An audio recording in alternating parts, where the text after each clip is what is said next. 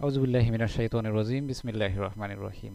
তৃতীয় পর্বের সবাইকে স্বাগত জানাচ্ছি সার্ভিং ওয়ানের অনলাইন ক্লাসে। আজকে আমাদের 3 নম্বর ক্লাস। এর আগে আমরা প্রথম দুটি ক্লাসে প্রথম অধ্যায় নিয়ে আলোচনা করেছিলাম।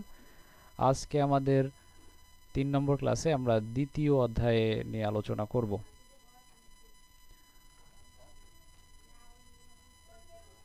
তো আজকে আমাদের যে আলোচ্য বিষয়গুলো যেগুলো নিয়ে আলোচনা করব সেগুলো হচ্ছে, 1 নম্বরে হচ্ছে শিকল জরিপের উদ্দেশ্য, এরপরে শিকল জরিপের মূলনীতি, এরপরে ভিত্তি রেখা, শিকল রেখা, স্টেশন বিন্দু, জরিপ রেখা, গ্রন্থি রেখা, যাচাই রেখা, সবশেষে সুঠাম এবং অসুঠাম ত্রিভুজ নিয়ে আলোচনা করব। তো এখানে উদ্দেশ্যগুলো দেওয়া আছে, আমরা একটু দেখি। কোনো এলাকার সীমানা নির্ধারণের জন্য এই আমরা এই শিকল জরিপ করব। কোনো এলাকার সীমানা নির্ধারণের জন্য তথ্যাদি সংগ্রহের জন্য আমরা এই জরিপ করব। এরপরে হচ্ছে কোনো এলাকার ক্ষেত্রফল নির্ণয়ের জন্য অর্থাৎ এরিয়া মাপার জন্য আমরা এই জরিপ করব। এরপর কোনো এলাকার নকশা তৈরিকরণের উদ্দেশ্যে আমরা এই জরিপ করব। এরপরে পূর্ব জরিপে নির্ধারিত সীমানা পুনঃসংস্থাপনের জন্য এটা করব। আমরা আগে একটা হয়তো জরিপ করছি, সেখানে আমাদের সীমানা হারিয়ে গেছে। এখন সেই সীমানা আবার পুনরায় কিভাবে উদ্ধার করতে পারি সেজন্য আমরা এই শিকল জরিপ করব। এরপরে ভূমি বন্টনের উদ্দেশ্যে আমরা জরিপ করব। আচ্ছা, এরপরে শিকল জরিপের মূলনীতি, এটা আমরা প্রথম ক্লাসে দেখাইছিলাম যে শিকল জরিপের মূলনীতি আসলে কি। আস্ত হতে অংশের দিকে করব। কাজের পরিশুদ্ধতা যাচাইয়ের জন্য গ্রন্থি রেখা যাচাই রেখার পরিমাপ করার জন্য আমরা এটা করব। প্রধান প্রধান রেখাগুলোর পরিমাপ ও বিশেষ বিন্দুগুলোর অবস্থান কমপক্ষে দুটি নিরপেক্ষ পরিমাপ পদ্ধতিতে জানতে হবে, একটা মূলনীতি। এটা একটু আমরা বুঝি। উপরেরগুলো আমরা আগের ক্লাসে বুঝছিলাম, 1 নম্বরটা বিশেষ করে। এরপরে 3 নম্বরে যেটা আছে সেখানে বলা হয়েছে যে কোনো দুটি নিরপেক্ষ পরিমাপ পদ্ধতিতে জানতে হবে প্রধান প্রধান রেখাগুলো, অর্থাৎ প্রধান প্রধান যে জরিপ রেখাগুলো সেগুলোর মান দুইটা পদ্ধতিতে নির্ণয় করতে পারবো। এখানে আমরা নির্ণয় করতে হবে মূলনীতি অনুযায়ী। এটা হচ্ছে যেমন একটা পদ্ধতি হতে পারে যে মিটারে মাপলাম, আমরা মিটারে দৈর্ঘ্য প্রস্থ এগুলো মিটারে নিলাম।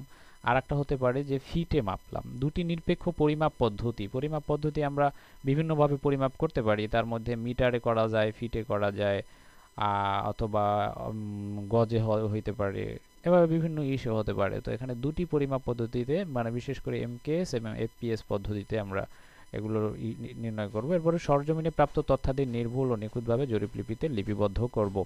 এই যে চারটা, এগুলো হচ্ছে শিকল জরিপের মূলনীতি। আচ্ছা, এরপরে আমরা যে বিষয়গুলো নিয়ে আলোচনা করব তার মধ্যে প্রথমেই আছে হচ্ছে ভিত্তি রেখা। স্যার খুবই গুরুত্বপূর্ণ। হ্যাঁ, স্যার ওইখানে গ্রান্থি রেখা বলতে স্যার কি বুঝাইছে? আসতেছি, সামনের দিকে আসতেছি। ভিত্তি রেখা সবার আগে আমরা ভিত্তি রেখা নিয়ে আলোচনা করব। ভিত্তি রেখা, এখানে দেখো ছোটখাটো একটা নকশা আমাদের এখানে দেওয়া আছে। নকশার ভিতরে কি কি দেওয়া আছে দেখো। এই একটা বিল্ডিং আছে, বিল্ডিংটা এখানে এভাবে দেখানো আছে। এখানে একটা স্কুল আছে, এরপরে এখানে একটা পুকুর আছে, এখানে একটা জঙ্গল আছে, এরপরে এখানে একটা কূপ আছে, এরপরে এখানে আর একটা বিল্ডিং আছে। তো এভাবে, এবং মাঝখান থেকে একটা রাস্তা গেছে। নকশাটা বুঝতে আশা করি কারো সমস্যা হবে না। এবং মাঝখানে এখানে একটা মসজিদ আছে। এগুলো নকশা দেখলে আশা করি তোমরা বুঝবা, এভাবে আছে। তো এখন আমার এই এলাকা সম্পর্কে আমার তথ্য সংগ্রহ করতে হবে, ঠিক আছে? অর্থাৎ জরিপ করতে হবে এই এলাকাটার। এখন এই এলাকার জরিপ করার জন্য ত্রিভুজায়ন পদ্ধতিতে বা আমাদের এই যে শিকল জরিপ করার জন্য এলাকাটাকে মানে এলাকার ঠিক মাঝ বরাবর একটা সোজা রেখা নিতে হবে আমার।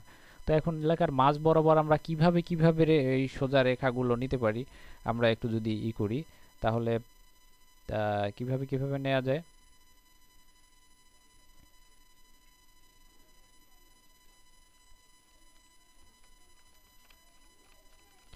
আচ্ছা, এই এলাকাটার মাঝ বরাবর যদি আমরা রেখাগুলো নেই তাহলে হয় এইভাবে এই বরাবর একটা রেখা নিতে পারি, অথবা এই বরাবর একটা রেখা নিতে পারি, এদিকে একটা রেখা নিতে পারি, এদিকে। এখন কোন দিক থেকে আমার রেখাটা নিলে সুবিধা হবে, আমরা যদি এখানে একটু দেখি যে ভিত্তি রেখাটা আমার মাঝ বরাবর এমনভাবে নিতে হবে যেন মাঝখানে কোনো বাধা না থাকে, অর্থাৎ এক প্রান্ত থেকে অন্য প্রান্ত দেখা যায়। আচ্ছা, এইখানে দেখো এই বিন্দুটা হচ্ছে পি বিন্দু।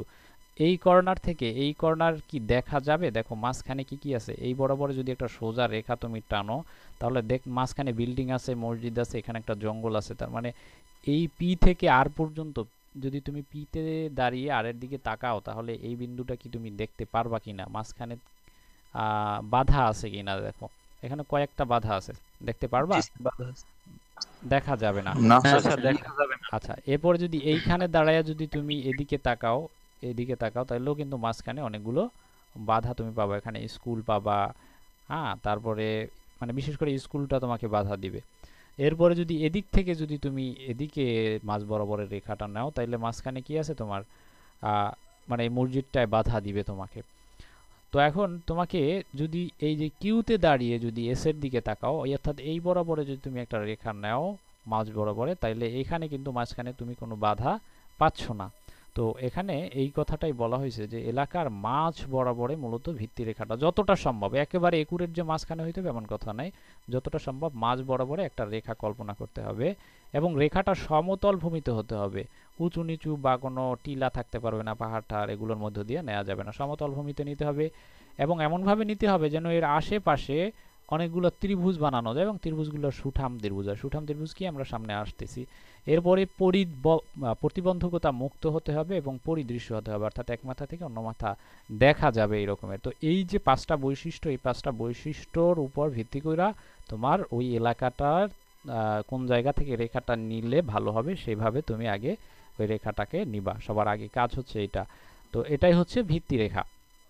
এলাকার মাঝ বরাবরে সবচাইতে লম্বা যে রেখাটা নেওয়া হবে সমতল ভূমিতে, এবং পরিদৃশ্য হবে এক মাথা থেকে অন্য মাথা, ওইটাকেই আমরা বলবো ভিত্তি রেখা। তো এখান থেকে আমরা এইটাকে মূলত ভিত্তি রেখা বলতে পারি, যে মাঝ বরাবর এভাবে নিলাম আমরা। আচ্ছা, এরপরে প্রধান জরিপ রেখা। প্রধান জরিপ রেখা এর বৈশিষ্ট্য হচ্ছে এই রেখাগুলো মূলত সীমানা নির্ধারণে ব্যবহার করা হয়। এই রেখাগুলো অর্থাৎ দেখো এখানে এই যে রেখাগুলো দিয়ে চারদিকে বাউন্ডারি দেওয়া হয়েছে, যে রেখাগুলো দিয়ে অর্থাৎ সীমানা নির্ধারণ করা হয়েছে যে রেখাগুলো দিয়ে, ওগুলোই মূলত হচ্ছে প্রধান জরিপ রেখা। আশা করি প্রধান জরিপ রেখা কি বুঝছো তোমরা? মানে যেগুলো সীমানা নির্ধারণের জি জন্য স্যার। যে রেখাগুলো ব্যবহার করা হবে, আঁকবো আমরা, কল্পনা করব, সেটাই হচ্ছে আমাদের প্রধান জরিপ রেখা। এরপরে হচ্ছে স্টেশন বিন্দু। স্টেশন বিন্দুকে দুই ভাগে ভাগ করা হয়, একটা হচ্ছে প্রধান স্টেশন বিন্দু আর একটা হচ্ছে অপ্রধান বা গ্রন্থি স্টেশন। এখানে হবে, প্রধান হবে না, এটা হচ্ছে অপ্রধান। অপ্রধান বা গ্রন্থি স্টেশন বিন্দু, আর এটা হচ্ছে প্রধান স্টেশন বিন্দু। আচ্ছা, প্রধান স্টেশন বিন্দুটা কি? প্রধান জরিপ রেখা যেগুলো একটু আগে আমরা যেগুলো দেখে আসছিলাম, সীমানা নির্ধারণের জন্য যে রেখাগুলো ব্যবহার করা হয়েছিল ওগুলো প্রধান। ওইগুলোর মাথায় মাথায় যে স্টেশনগুলো আছে, এই মাথায় এই মাথায় প্রতিটা রেখার দুইটা মাথা থাকে, এই মাথায় এই দুইটা প্রান্ত থাকে, এই প্রান্ত এবং এই প্রান্ত। তো এই যে প্রান্তের যে স্টেশনগুলো ওগুলো হচ্ছে প্রধান স্টেশন। প্রধান স্টেশনকে এভাবে একটা ত্রিভুজের মাঝখানে এভাবে একটা ডট দিয়ে এভাবে হাইলাইট করা হয়। তো এখানে দেখতে পাচ্ছি যে আমাদের প্রধান যে স্টেশনগুলো এগুলো আছে হচ্ছে চার কর্নারে চারটা প্রধান স্টেশন দেওয়া আছে। অর্থাৎ প্রধান জরিপ রেখা সীমানার দিকে, সীমানার নির্ধারণের জন্য যে রেখাগুলো থাকে ওগুলোকে বলা হয় প্রধান জরিপ রেখা, এবং ওগুলোর মাথায় মাথায় যে স্টেশনগুলো থাকবে ওগুলোকে বলবো আমরা প্রধান স্টেশন। আচ্ছা, এরপরে প্রধান যে জরিপ রেখা বা ভিত্তি রেখা এইগুলোর মাঝখানে অন্য মানে অপ্রধানভাবে আমাদের, স্যার কথা কেটে কেটে যাচ্ছে। তোমার নেটওয়ার্কের জন্য হয়তো কেটে কেটে যাচ্ছে, জি অপ্রধানভাবে স্যার, ঠিক আছে।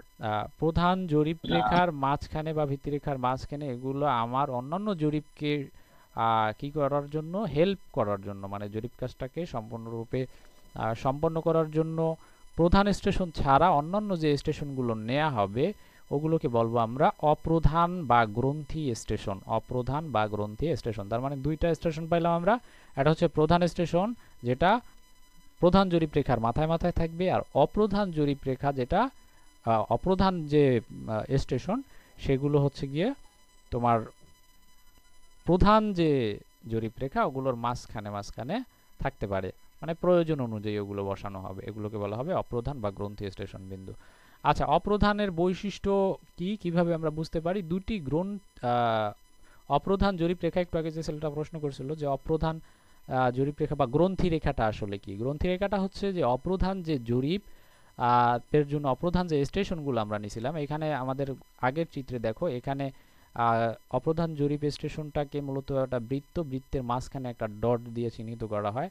তো এখানে দেখো একটা বৃত্ত, এখানে তিনটা অপ্রধান স্টেশন আমরা চিহ্নিত করছি, এই একটা, এপাশে এই একটা এবং এপাশে আরেকটা, এই তিনটা স্টেশন আমরা, এগুলো হচ্ছে গ্রন্থি স্টেশন। তো এই গ্রন্থি স্টেশন বা অপ্রধান স্টেশনগুলোকে যদি আমি রেখা দিয়ে কানেক্ট করি, এখানে যদি একটা রেখা দিয়ে কানেক্ট করি, তাহলে যে লাইনটা পাবো এটাকে আমরা বলবো অপ্রধান, মানে মানে ওটাকে গ্রন্থি রেখা বা অপ্রধান জরিপ রেখা বলা যায়।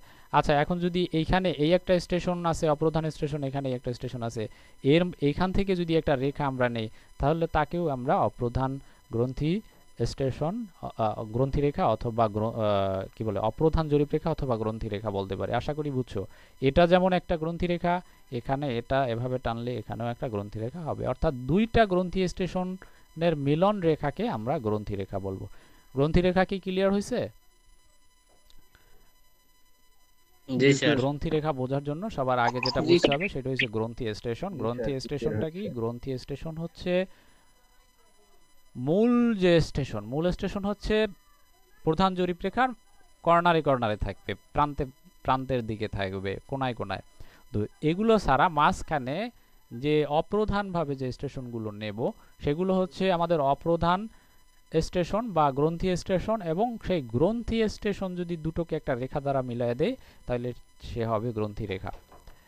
আচ্ছা, এরপরে আসবে নিরীক্ষা রেখা। নিরীক্ষা রেখাটা কি? নিরীক্ষা রেখা এভাবে সংজ্ঞা দেওয়া যায় যে ত্রিভুজের আমরা যে ভিত্তিরেখার পাশে যে ত্রিভুজগুলো আমরা কল্পনা করব বা ত্রিভুজগুলো নির্ণয় করব, সেই ত্রিভুজগুলোর শীর্ষবিন্দু থেকে বিপরীত বাহুর যে কোনো বিন্দুতে যদি তুমি একটা কানেক্ট করো একটা রেখা দিয়ে, তাহলে সেটাকে আমরা বলবো নিরীক্ষা রেখা। এগুলো মূলত ক্ষেত্রফল ঠিক আছে কিনা এগুলো যাচাই করার জন্য, নিরীক্ষা করার জন্য এই রেখাগুলো নেওয়া হয়, আমাদের পরিমাপ ঠিক আছে কিনা। ত্রিভুজের যে কোনো দুই বাহুর নির্দিষ্ট বিন্দু দ্বয়ে সংযোজিত রেখা। আচ্ছা, এখানে আমরা দুইটা জিনিস পাইলাম, একটা হচ্ছে ত্রিভুজের শীর্ষবিন্দু থেকে বিপরীত বাহুর যে কোনো বিন্দু সংযোজিত রেখা। আচ্ছা, এটা যদি একটা সম্পূর্ণ ত্রিভুজ হয়, দেখো এটা ত্রিভুজ হলো, এই ত্রিভুজের শীর্ষবিন্দু কোনটা? এটাকে যদি তুমি ভিত্তিরেখা, যেহেতু তার মানে ভিত্তিরেখার সাথে আমরা ভূমি যদি ধরি, তাহলে শীর্ষবিন্দু কোনটা থাকবে? অবশ্যই পি বিন্দুটা হচ্ছে শীর্ষবিন্দু, তাই না? তো এই শীর্ষবিন্দু থেকে এই যে ভূমির বা বিপরীত বাহুর, শীর্ষবিন্দুর বিপরীত বাহুর যে কোনো একটা বিন্দুকে যদি তুমি মিলায়া দাও একটা লাইন দিয়ে, তাহলে সেই হবে নিরীক্ষা রেখা। আচ্ছা, এখন নিরীক্ষা রেখা এবং গ্রন্থি রেখার মধ্যে ডিফারেন্সটা কি আসলে? নিরীক্ষা রেখা এবং গ্রন্থি রেখা, গ্রন্থি রেখা হবে দুইটা গ্রন্থি স্টেশন, অপ্রধান স্টেশনকে কানেক্ট করতে হবে। গ্রন্থি রেখার জন্য দুইটা গ্রন্থি স্টেশন, যেমন এখানে এইটা, এখানে একটা গ্রন্থি স্টেশন, এই মিউট করো, গ্রন্থি স্টেশন, যেমন এখানে এইটা, এখানে একটা গ্রন্থি স্টেশন, এই মিউট করো, এখানে একটা গ্রন্থি স্টেশন, এখানে আর একটা গ্রন্থি স্টেশন, এই দুইটাকে মিলাই দিলে সে হবে গ্রন্থি রেখা। কিন্তু নিরীক্ষা রেখাটা হচ্ছে যে ত্রিভুজের শীর্ষবিন্দু থেকে যে কোনো বিন্দু যদি বিপরীত বাহুর যে কোনো বিন্দু মিলাই দিলেই সে নিরীক্ষা রেখা হবে। এর নিরীক্ষা রেখার জন্য গ্রন্থি স্টেশন কোনো শর্ত না যে গ্রন্থি স্টেশনই কানেক্ট করতে হবে বা এরকমের। তবে সাধারণত এই গ্রন্থি স্টেশনের সাথে যদি অন্য কোনো স্টেশনের যদি মিলাইয়া দাও, তাহলে তাকে আমরা নিরীক্ষা রেখা বলতে পারি। আচ্ছা, গ্রন্থি স্টেশন এবং গ্রন্থি রেখা এবং নিরীক্ষা রেখা এর মধ্যে পার্থক্য কি বুঝছি? না বুঝলে বলো। স্যার আবার স্যার, একটু এটা বলে দিলে আরেকবার ভালো বলুন। হতো স্যার। আচ্ছা, গ্রন্থি স্টেশনের জন্য শর্ত হয়েছে রেখার দুই মাথায় দুইটা স্টেশন লাগবে, গ্রন্থি স্টেশন গ্রন্থি রেখার জন্য শর্ত। গ্রন্থি রেখার জন্য শর্ত কি? দুই মাথায় দুইটা গ্রন্থি স্টেশন লাগবে, ঠিক আছে? কিন্তু নিরীক্ষা রেখার জন্য দুই মাথায় যে গ্রন্থি স্টেশন লাগবে এরকমের কোনো শর্ত নাই। এক মাথায় প্রধান স্টেশন থাকতে পারে আর এক মাথায় গ্রন্থি স্টেশন থাকতে পারে, অথবা এক মাথায় প্রধান স্টেশন আছে অন্য মাথায় কোনো স্টেশন নাই। আমি জাস্ট মানে কল্পনা কইরা ওইখানে নিলাম এবং না মাপ নিলাম। এবং আরেকটা বিষয় এখানে ই করতে হবে যে আমাদের যে চেক লাইন বা নিরীক্ষা রেখা, সেই নিরীক্ষা রেখাটা নকশায় আঁকা হবে না, ঠিক আছে? চেক লাইনটা কি নিরীক্ষা রেখায় মানে আমাদের নকশায় আঁকা হবে না, কিন্তু গ্রন্থি রেখা নকশায় আঁকতে হবে। মেইন যে প্রধান ভিত্তিরেখা বা প্রধান জরিপ রেখা এগুলো নকশায় আঁকবো, কিন্তু চেক লাইন বা নিরীক্ষা রেখাটা আমি নকশায় আঁকবো না, ওটা জাস্ট নিরীক্ষা করার জন্য, মাপগুলো ঠিক আছে কিনা তা জানার জন্য ওই রেখাগুলো নেব। এখন বুঝলে স্যার আমার একটা প্রশ্ন ছিল। হ্যাঁ প্রশ্নটা হলো স্যার এখানে আমার কি তার মানে এরকম বলা যেতে পারে যে একজনে সকল বলো, একজনে বলো। গ্রন্থি রেখায়, হ্যাঁ আমি বলছিলাম স্যার, যে গ্রন্থি সকল রেখার একটা গ্রন্থি question রেখায় ছিল যে নিরীক্ষা আমার কোন কিছুর রেখা উপর ভিত্তি কিন্তু করে গ্রন্থি নিরীক্ষা রেখা রেখা দেওয়া কোনো হয়েছে, এমন গ্রন্থি কিছু রেখা না, আছে এরকম বলা যাবে? যে গ্রন্থি রেখা কিসের উপর নির্ভর করে আমি গ্রন্থি রেখাটা দিব, বা এরকমের বিন্দু গ্রন্থি সকল নিরীক্ষা রেখাই গ্রন্থি রেখা, কিন্তু সকল গ্রন্থি রেখা নিরীক্ষা রেখা না, এরকমের। না এরকম স্যার, কিছু তা হ্যাঁ, ঠিক বা আছে, কিন্তু আমি এই যে মানে বলা গ্রন্থি যাবে রেখাটা কিনা, দিব হ্যাঁ। বা গ্রন্থি বিন্দু আছে, যে অপ্রধান বিন্দু আছে, অপ্রধান স্টেশন বিন্দু, তো ওইটা কোন কিছুর উপর ভিত্তি করে আসবে, মানে আমি তো দিব, এটা কিসের উপর ভিত্তি করে আসতে পারে এমন? ওটা তোমার জরিপ কাজের সুবিধা অনুযায়ী তুমি ওই স্টেশনগুলো নিবা। ওটা মানে হইতে পারে যে তুমি প্রধান স্টেশন ওইখানে নিতে পারতেছো না, ঠিক আছে, প্রধান স্টেশন ওইখানে নিতে পারতেছো না, কিন্তু এখানে একটা স্টেশন নিলে তোমার জরিপ কাজের সুবিধা হবে। তখন এই সব বিষয়গুলো বিবেচনা করে তখন গ্রন্থি স্টেশনগুলো বা অপ্রধান স্টেশনগুলো নেওয়া হবে, ঠিক আছে। জি স্যার। আর যেটা প্রশ্ন করছিল যে গ্রন্থি রেখাকে আমরা নিরীক্ষা রেখা বলতে পারি কিনা, যদি গ্রন্থি রেখা ওটা নিরীক্ষার মানে গ্রন্থি রেখাটা নিরীক্ষা করার জন্য নেওয়া হয় না, ওটা মূলত জরিপ কাজের অংশ। নিরীক্ষাটা জরিপ কাজের একটা মূলনীতির মধ্যে পড়লেও নিরীক্ষা না করলেও জরিপ হবে, ঠিক আছে। নিরীক্ষা রেখাটা জরিপ কাজের ওইভাবে কোনো প্রধান অংশ না, প্রভাব ফেলে না। ঠিক আছে। কিন্তু এই গ্রন্থি রেখা, যেটা গ্রন্থি রেখা, গ্রন্থি স্টেশন নেওয়া, এগুলো হচ্ছে জরিপ কাজের অংশ, বুঝতে পারছো? তো এখন নিরীক্ষা করার জন্য মূল টার্গেট থাকছে হচ্ছে তোমার নিরীক্ষা করার জন্য যে রেখাটা নিবা ওইটা হচ্ছে নিরীক্ষা রেখা, আর গ্রন্থি দুইটা স্টেশনকে তুমি কানেক্ট করার জন্য ওইটা নিতেছো। সুতরাং গ্রন্থি রেখা যদি নিরীক্ষা রেখার মতো হইয়াও যায় এবং ওই দুইটা প্রান্তে যদি গ্রন্থি স্টেশন থাকে, তাহলে ওটাকে নিরীক্ষা রেখা যদি তুমি নাও, কিন্তু ওটাকে নিরীক্ষা রেখা না বইলা ওটাকে আমরা গ্রন্থি রেখা নামকরণ করব। আচ্ছা, যদি কেউ না বোঝো এই ভিডিওটা পরে দুই একবার দেখো, দুই একবার দেখলেই ক্লিয়ার হবে, একবারে হয়তো ক্লিয়ার নাও হইতে পারে। আচ্ছা, এরপরে আমরা সামনের দিকে যাই, যেটা দেখবো সেটা হচ্ছে সুঠাম এবং অসুঠাম ত্রিভুজ। সুঠাম ত্রিভুজ কি সংজ্ঞাটা, মানে এটা কিন্তু খুবই গুরুত্বপূর্ণ, পরবর্তীতেও আমাদের এগুলো লাগবে। যে ত্রিভুজের কোনো কোণের মানই 30 ডিগ্রির কম নয়। একটা ত্রিভুজের তিনটা কোণ থাকে আমরা জানি, তাই না? তিনটা কোণ থাকে এরকমের। ধরো একটা ত্রিভুজ, এই ত্রিভুজের কয়টা কোণ? এই পাশে একটা কোণ, এই একটা কোণ, এই একটা কোণ, এই তিনটা কোণ থাকে। এখন এই কোণগুলোর মান যদি 30 ডিগ্রির চাইতে কম না হয় এবং 120 ডিগ্রির চাইতে বেশি না হয়, তাহলে সেটাকে আমরা ত্রিভুজ, আর সেই ত্রিভুজটাকে আমরা সুঠাম ত্রিভুজ বলবো। এবং সুঠাম ত্রিভুজের জন্য শর্ত হচ্ছে দুইটা, এর যে কোণগুলো, এই কোণগুলো 30 ডিগ্রির চাইতে কম হইতে পারবে না এবং 120 ডিগ্রির চাইতে বেশি হতে পারবে না। একটা ত্রিভুজ আমরা এখানে দিছি, দেখো এই ত্রিভুজের তিনটা কোণ আছে, এপাশে হচ্ছে 70 ডিগ্রি, এপাশে 50 ডিগ্রি এবং এপাশে হচ্ছে 60 ডিগ্রি। এখানে 30 ডিগ্রির চাইতে কোনো কোণ আছে 30 ডিগ্রির চাইতে কম? না স্যার। নাই। 120 ডিগ্রির চাইতে বেশি না কেউ স্যার। আছে?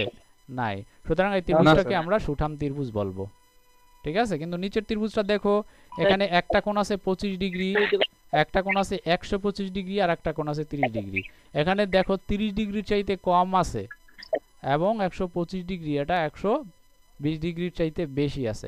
সুতরাং এটাকে আমরা বলবো অসুঠাম ত্রিভুজ, ঠিক আছে। তার মানে সুঠাম এবং অসুঠামের মধ্যে পার্থক্য বুঝছি আমরা? জি স্যার। জি জি স্যার। স্যার। স্যার, সুঠাম ত্রিভুজ 30 জি ডিগ্রি স্যার। হতে পারবে না স্যার? হ্যাঁ, স্যার, সুঠাম জি স্যার, ত্রিভুজ বুঝতে স্যার পারছি। এই জায়গায় 30 ডিগ্রি হইতে পারবে না স্যার? হ্যাঁ 30 ডিগ্রি হইতে পারবে, 30 ডিগ্রির চাইতে কম হইতে পারবে না।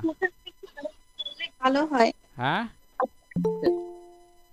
সুঠাম ত্রিভুজটা আরেকবার বললে একটু ভালো হয় স্যার। যে ত্রিভুজের কোনো কোণের মানই 30 ডিগ্রির চাইতে কম না এবং 120 ডিগ্রির চাইতে বেশি না, ওইটাকে আমরা সুঠাম ত্রিভুজ বলবো। আর ওই শর্ত যদি সে ভাঙিয়া ফেলায়, অর্থাৎ 30 ডিগ্রির চাইতে যদি কম কোনো অ্যাঙ্গেলের মান হয় বা 120 ডিগ্রির চাইতে বেশি কোনো অ্যাঙ্গেলের মান হয়, তখন সেটাকে বলবো আমরা অসুঠাম ত্রিভুজ। খুব সহজ একটা ব্যাপার, আশা করি সবাই বুঝছো। আমরা এবারে সুঠাম ত্রিভুজ নাকি অসুঠাম স্যার ত্রিভুজ, একটা প্রশ্ন ছিল স্যার। হ্যাঁ স্যার একটু আগে যখন বলছিলেন যে একটা ভূমি জরিপ করার সময় আমরা প্রত্যেকটা অংশকে একটা ত্রিভুজে ভাগ করে নেব, হ্যাঁ হ্যাঁ, তাহলে স্যার ত্রিভুজে ভাগ না করলে কি আমরা সেই জরিপটা করতে পারবো না, এমন কোনো কথা? এখন এখানে আমরা জরিপ তো পদ্ধতি আমরা প্রথম অধ্যায় শেষে দ্বিতীয় ক্লাসটার শেষের দিকে আমরা আলোচনা করছিলাম জরিপের বিভিন্ন প্রকারভেদ নিয়ে। তো ওইখানে জরিপ পদ্ধতির উপর ডিপেন্ড কইরা জরিপকে আবার মানে প্রকারভেদ করা হয়েছিল, ভাগ করা হয়েছিল। এর মধ্যে একটা ছিল ত্রিভুজায়ন জরিপ, ঠিক আছে, আর একটা ছিল ঘের জি জরিপ, স্যার। এরকমের ছিল, তোমাদের মনে আছে কিনা? তো যেটা জি স্যার। ত্রিভুজায়ন জরিপ, ঠিক আছে, যেটা ত্রিভুজায়ন জরিপ ওগুলো ত্রিভুজ কাঠামোতে বিভক্ত কইরা জরিপ করব। ত্রিভুজ কাঠামোতে বিভক্ত করলে যে স্যার আবার একটু যদি বলতেন, স্যার আবার একটু যদি বলতেন।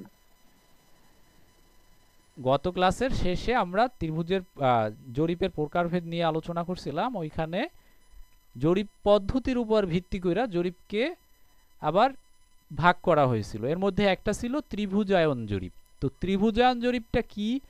ত্রিভুজায়ন জরিপের মূল নীতিই হচ্ছে যে একটা এলাকাকে বিভিন্ন ত্রিভুজে ভাগ করব, ত্রিভুজ কাঠামোতে বিভক্ত কইরা এরপরে ওইগুলার জরিপ করব এবং ক্ষেত্রফল নির্ণয় করব, বিভিন্ন তথ্য সংগ্রহ করব। এটা ছিল ত্রিভুজায়ন জরিপ। এখন যে প্রশ্নটা করছো যে ত্রিভুজে যদি ভাগ না করি তাহলে জরিপ হবে না, হ্যাঁ, তুমি যে কোনো একটা পদ্ধতিতে তুমি জরিপটা করতে পারবা। ঘের জরিপ যদি করো, যেটাকে ট্রাভার্স সার্ভে বলা হয়, ওই ট্রাভার্স সার্ভে যদি তুমি করো তাহলে ত্রিভুজে ভাগ করার কোনো প্রয়োজন নাই, ঠিক আছে। ওখানে তুমি চতুর্ভুজে ভাগ করবা, ঘেরে বিভক্ত করবা, ছোট ছোট ঘেরে বিভক্ত করে তারপরে স্যার জরিপ তখন তো তাহলে স্যার স্যার একটা তখন তো আসলে এলাকাকে ওইটা যদি ত্রিভুজ জরিপ ভাগ হবেই না। করার সময় ধরেন স্যার বেশিরভাগ এলাকা ত্রিভুজের মধ্যে পড়লো, হ্যাঁ। কিন্তু কিছু অংশ চতুর্ভুজের মধ্যে পড়লো, তাহলে কি দুইটা জরিপ পদ্ধতি মিলেই আমার পুরো জমি এলাকাটাকে জরিপ করতে হবে এমন কোনো কথা আছে? দুইটা জরিপ পদ্ধতি না, এভাবে তুমি যদি ত্রিভুজে বিভক্ত করো তাইলে ত্রিভুজ কাঠামোতে বিভক্ত হয়ে যাবে, এরকমের না যে হবে না, ঠিক আছে। তুমি একটা তোমার যে মানে তুমি যে কোনো একটা সাইজ নিয়ে নাও, সাইজ নিয়ে তুমি একটা ক্ষেত্র আঁকো তোমার খাতায় আইকা, এরপরে তুমি ওইগুলোকে বিভিন্ন ছোট ছোট ত্রিভুজে ভাগ করো, দেখো শেষে যাইয়া চতুর্ভুজ থাকে কিনা। শেষে যাই কখনোই চতুর্ভুজ থাকবে না, একটা চতুর্ভুজকেও তুমি ত্রিভুজ বানাই ফেলাইতে পারবা। স্যার আপনি প্রথমে যে নকশাটা দেখাইছিলেন না, ওখানে একটা চতুর্ভুজ শেষে সৃষ্টি হয়েছিল স্যার। হ্যাঁ, ওখানে চতুর্ভুজ যদি- সৃষ্টি হইলেও ওখানে ওটাকে ত্রিভুজে আবার নিয়ে ওখানে সবগুলো অংশ মানে একটা নকশার ভিতরে এভাবে দেখানো যায় না, বুঝছো। তবে হ্যাঁ, তুমি ওভাবে যদি ভিন্ন ভিন্ন জরিপ পদ্ধতিতে করো তাহলে অবশ্যই ক্ষেত্রফল হবে, তবে এটা মানে অনেকটা ঝামেলাযুক্ত, বুঝতে পারছো? জি স্যার। স্যার প্রতিবন্ধকতার কারণে স্যার অনেক সময় স্যার যদি চতুর্ভুজ হয় স্যার প্রতিবন্ধকতার কারণে ভাই চতুর্ভুজ থাকলে সেটাকে তো ত্রিভুজ বানানো যায়। এখন প্রতিবন্ধকতা তো আছেই। হ্যাঁ, প্রতিবন্ধকতা এটা হচ্ছে গিয়া তোমার ক্ষেত্র বিশেষে যায় এই জিনিসগুলো তোমার দেখতে হবে আসলে কি রকমের। যেমন এইখানে বলছে যে এখানে তো স্যার একটা ত্রিভুজ মানে চতুর্ভুজের মতো হয়েছে এই কর্নারে, তাই না? তো এখন এখানে যদি আমি এই বরাবর একটা রেখা নেই, ঠিক আছে, এই বরাবর একটা রেখা নেই, তাইলে এখানে এই একটা ত্রিভুজ পাইয়া গেলাম, ঠিক আছে। এরপরে যদি আমি এখান থেকে এদিকে একটা নেই এভাবে, তাইলে এখানে আরেকটা ত্রিভুজ পাইয়া গেলাম। তো এভাবে হয়তো এখানে এটা জঙ্গল আছে এরকমের হয়তো ত্রিভুজের শেষে বিভক্ত করা যাবে না, কিন্তু তখন ওটা সব ক্ষেত্রে যে এরকমের হবে ব্যাপারগুলো এরকমের না। আমি যদি কোনোভাবে এটা এক পাশে চলে যাই তো আমি এখান থেকে একটা রেখা এইভাবে নিতে পারতাম, তাইলেই কিন্তু আমি চতুর্ভুজে বিভক্ত করে ফেলাইতে পারতাম। তবে এটা সব সময় এরকমের হবে না, ক্ষেত্র বিশেষে এরকমের হতে পারে, তখন আমরা মানে অন্য পদ্ধতিতে করা যেতে পারে। আচ্ছা, যাই হোক, আমাদের যে সুঠাম ত্রিভুজ এবং অসুঠাম ত্রিভুজের যে সংজ্ঞা পাইলাম, ওখানে আমরা যে শর্তটা পাইছি ওটা হচ্ছে যে ত্রিভুজের কোণগুলো 30 ডিগ্রির চাইতে কম হবে না এবং 120 ডিগ্রির চাইতে বেশি হবে না। তো এখন ত্রিভুজের কোণগুলো 30 ডিগ্রির চাইতে বেশি হবে না এগুলো জানার জন্য অবশ্যই আমার কোণগুলোর মান আগে জানতে হবে। তো সেই কোণগুলোর মান জানার জন্য আমরা এই সূত্রগুলোর আশ্রয় নেব। তো ধরি আমরা একটা ত্রিভুজ, এই ত্রিভুজের তিনটা বাহু আছে, তিনটা বাহু হচ্ছে, একটা বাহু হচ্ছে এ, আর একটা বাহুর দৈর্ঘ্য হচ্ছে বি এবং অন্য বাহুর দৈর্ঘ্য হচ্ছে সি। এবিসি তিনটা বাহু। এ এর যে বিপরীত যে কোণটা, এ বাহু কোণটা এইটা, এ এর বিপরীত কোণ হইছে এইটা, এর কোণের মান হইছে আলফা। বি বাহু হচ্ছে এটা, এই বি বাহুর বিপরীতের কোণের মান হইছে বিটা, এবং সি বাহু এটা, এর বিপরীত কোণের মান হইছে গামা, ঠিক আছে। তো আমরা কোণগুলোর পরিমাণ যদি এই ত্রিভুজের বাহুগুলো মাপতে পারি তাইলে আমরা এই কোণের পরিমাণটা নির্ণয় করতে পারবো। তো এই বাহুর দৈর্ঘ্য ধরো তোমার দেওয়া আছে, এর একটা দৈর্ঘ্য দেওয়া আছে ধরো 10 মিটার, বি এর দৈর্ঘ্য দেওয়া আছে সমান ধরো 12 মিটার, ঠিক আছে, সি এর দৈর্ঘ্য দেওয়া আছে ধরো 15 মিটার। এভাবে বিভিন্ন বাহুর দৈর্ঘ্য, তিনটা বাহুর দৈর্ঘ্য তোমার যদি দেয়া থাকে তাহলে তুমি কোণগুলোর মান কিভাবে বের করবা সেগুলোর জন্য এই সূত্রর সাহায্য নেব আমরা। তো এখানে cos আলফা, আলফা মানে হয়েছে এই কোণের পরিমাণ, এ এর বিপরীত বাহুটা, এ এর বিপরীত বাহু, এটার সূত্র হবে B square plus A square minus A square by 2bc। এখানে দেখবা কোনটার কোণ তুমি নিতেছো, আলফা কোণ নিতেছো, আলফা এর বিপরীত বাহু হচ্ছে এ, সুতরাং এ স্কয়ারটা শেষে মাইনাস করবা, এটা তোমরা ম্যাথেও কইরা আসছো। ভাগ হবে 2bc, অর্থাৎ যে কোণটার মান নিতেছো তুমি ওইটার বিপরীত বাহু বাদ দিয়ে বাকি যে বাহু দুইটা থাকবে ওই দুইটা নিবা। এখানে যদি তুমি মানগুলো বসাও তাইলেই পাওয়া যাবে। আবার দেখো এখানে বিটা কোণের মান নির্ণয় করবো, তো বিটা কোণের বিপরীত বাহু হচ্ছে বি বাহু, তো বি স্কয়ারটা মাইনাস দিবা, বাকি দুইটা প্লাস থাকবে বাই এসি। এবং গামার ক্ষেত্রেও একই জিনিস, তুমি গামার বিপরীত বাহু হচ্ছে সি, তুমি সি স্কয়ারটা মাইনাস দিবা এবং এ স্কয়ার প্লাস বি স্কয়ার বাকি যে দুইটা থাকবে দুইটা প্লাস কইরা ভাগ দিবা 2ab দিয়া। তাহলে যে মানটা পাবা ওটাকে যদি তুমি cos ইনভার্স করো তাইলে তুমি আলফা বিটা গামার মান পাওয়া যাবে। তো তিনটা কোণের মান যদি তুমি পাওয়া যাইতে পারো তাহলে তুমি ত্রিভুজটা সুঠাম নাকি অসুঠাম সেটা বের করে ফেলাইতে পারবা। স্যার আমার এখানে একটা প্রশ্ন আছে। হ্যাঁ এই ত্রিভুজটাতে হ্যাঁ ত্রিভুজটাতে বলা হয়েছে এ বি সি এই তিনটা বাহু, হ্যাঁ এই তিনটা বাহু ডিপেন্ড করে আমরা এই cos আলফা বিটা গামা মান বের করছি। হুম, তো এই ক্ষেত্রে যেটা আমি নোটিস করলাম যে যেমন মাইনাস এ স্কোয়ার আলফার ক্ষেত্রে বা বিটার ক্ষেত্রে মাইনাস বি স্কোয়ার হুম। সি স্কোয়ার, তো এই ক্ষেত্রে এখন এ বি সি এই যে তিনটা বাহু, এই তিনটা বাহু এর জায়গায় আমি বিও বসাতে পারি, বি এর জায়গায় সি বসাতে পারি, তাহলে তো মান চেঞ্জ হয়ে যেতে পারে না? সেটা তো চেঞ্জ হইতেই পারে, এর জায়গায় তুমি যে কোনো একটা কিছু বসাইতে পারো, কিন্তু তোমার জাস্ট এখানে তো আমি এই মানটা এভাবে দেখাইলাম, কিন্তু এই মানগুলো তো এ বি তুমি নামকরণ তুমি নিজে করবা এবং এগুলোর মান তো এ বি সি আকারে তোমার ম্যাথের ভিতরে দেয়া থাকবে না, এর মান মান দেয়া থাকবে সরাসরি, ঠিক আছে, 10 হ্যাঁ 20 হ্যাঁ এভাবে 25 ধরো এভাবে মান দেওয়া আছে, এখানে তো এবিসি কিছু দেওয়া নাই। তো তুমি মানগুলো এই সূত্রে যদি বসাইতে যাও তাহলে কিভাবে বসাবা? হ্যাঁ, এটা আমার প্রশ্ন হ্যাঁ ছিল তুমি যে এখন কিভাবে কোন বসাবো। কোণের মান বের করবা, কোণগুলো আগে ধরে নিবা, ধরো তুমি আলফা কোণের মান বের করবা, ঠিক আছে, জি। আলফা কোণের মান, তো তুমি কি করবা, cos আলফা নিবা, cos alpha is equal to আচ্ছা বি স্কয়ার, মানে তুমি যেটা নিতেছো আলফাটা নিতেছো তাই তো, আলফার বিপরীত বাহু কোনটা, 10, আলফার বিপরীত আলফার বাহু বিপরীতে 10 আছে। 10, তাহলে তুমি 10 কি করবা, 10 স্কয়ারটা মাইনাস করবা, মাইনাস করবা বিপরীতটাকে মাইনাস করে দিব, 10 স্কয়ার, বাকি যে দুইটা থাকবে ওই দুইটা প্লাস করবা, ভাগ প্লাস করব। যেটা করতেছো ওইটা বাদ দিয়ে নিচের বাকি দুইটা 2 ইনটু বিসি এভাবে গুণ দিয়ে দিবা। আচ্ছা হ্যাঁ ক্লিয়ার হয়েছে। স্যার এখানে কি স্যার ব্যাপারটা হবে এরকমের যে বাহু যেটা থাকবে এটার বিপরীত কোণের ইটা করতে হবে? এখানে বিপরীত কোণ মানে ব্যাপারটা ওই রকমের না, কিন্তু সূত্রটা মানে ওইভাবেই তোমার হিসাব করতে হবে। তুমি যদি বিটা কোণের মান বের করো তাহলে দেখবা বিটা কোণের বিপরীত বাহু কোনটা, এখানে এটা 20, বিটা কোণের বিপরীত বাহু কোনটা 20, স্যার 20, তাইলে কি করবা, বিটা কোণের বিপরীত বাহু যেহেতু 20 তুমি এইখানে 20 স্কয়ার আগে মাইনাস করবা, তারপরে বাকি যে দুইটা থাকবে ওই দুইটা প্লাস আগে। জি স্যার সেটাই এরপরে আমি বলতেছিলাম যে হ্যাঁ স্যার কোণ বিবেচনার জন্য বাহু আগে নির্ধারণ করে বাহুর বিপরীত কোণ যেটা থাকবে ওইটা তখন ওইটা দিয়ে করতে হবে। হ্যাঁ হ্যাঁ হ্যাঁ আচ্ছা এগুলো হচ্ছে গিয়ে তোমাদের ম্যাথে কইরা আসছে, এখানে সহজেই বোঝার কথা, যাই হোক। স্যার হ্যাঁ স্যার আসলে সেকেন্ড শিফটের ছেলেমেয়েরা যখন প্রশ্ন করে স্যার ওই প্রশ্নগুলো আমাদের শোনা যায় না, শুধু আপনার উত্তরটা শোনা যায় স্যার, এটা কি কারণ?